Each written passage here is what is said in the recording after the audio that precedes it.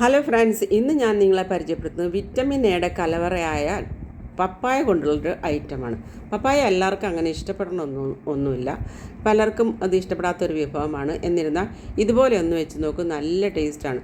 അതിനുവേണ്ടി കുറച്ച് വൻപയർ എടുത്ത് ഒരു 2 മണിക്കൂർ കുതിർത്ത് കുക്കറിൽ ഉപ്പും മഞ്ഞൾപ്പൊടി ഇട്ട് നല്ലപോലെ വേവിച്ചെടുക്കാം.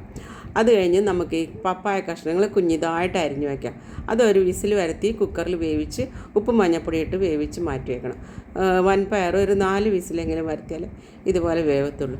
അത് കഴിഞ്ഞ് നമുക്കൊരു ഫ്രൈ പാൻ അടുപ്പത്ത് വെച്ച് അതിലേക്ക് ഒരു 2-2.5 സ്പൂൺ വെളിച്ചെണ്ണ ഒഴിച്ച്, ഇച്ചിരി വെളിച്ചെണ്ണ കൂടുതലുണ്ടെങ്കിൽ അതിൽ ടേസ്റ്റ് ഉള്ളൂ കേട്ടോ.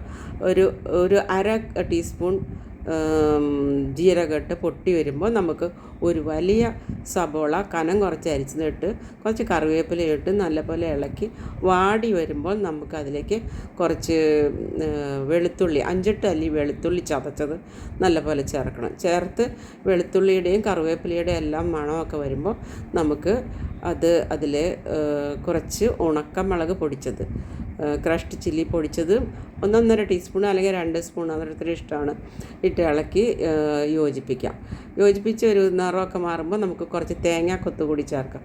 തേങ്ങാക്കൊത്ത് ഞാൻ ചേർക്കുന്നത് വിട്ടുപോയി. അപ്പോൾ അത് കഴിഞ്ഞ് നമുക്കിതിൽ 1/4 ടീസ്പൂൺ കുരുമുളക് പൊടി ചേർത്ത് ഇളക്കി നല്ലപോലെ യോജിപ്പിച്ചതിന് ശേഷം വേവിച്ച് വെച്ചിട്ടുള്ള ആ ഐറ്റംസ് എല്ലാം പപ്പങ്ങയുടെയും വൻപയറും കൂടി നല്ലപോലെ ഇട്ട് ഇളക്കി ഡ്രൈ ആവുന്നവരെ ഒന്ന് ഇളക്കിയിടുക. നല്ല ടേസ്റ്റുള്ള ഒരു ഐറ്റമാണിത്. എല്ലാവരും ഒന്ന് ട്രൈ ചെയ്യുക. അതിൽ തേങ്ങാക്കൊത്ത് കടിക്കുമ്പോൾ ഒരു സ്പെഷ്യൽ ടേസ്റ്റാണ്. അപ്പോൾ ഇതുപോലെയുള്ള നല്ല നല്ല റെസിപ്പികൾ കാണാനായിട്ട് എൻ്റെ ചാനൽ സബ്സ്ക്രൈബ് ചെയ്യാത്തവർ സബ്സ്ക്രൈബ് ചെയ്യുക. അപ്പോൾ ഇനി പുതിയ വീഡിയോസായിട്ട് ഇനി വരുന്നതാണ്. Okay, by.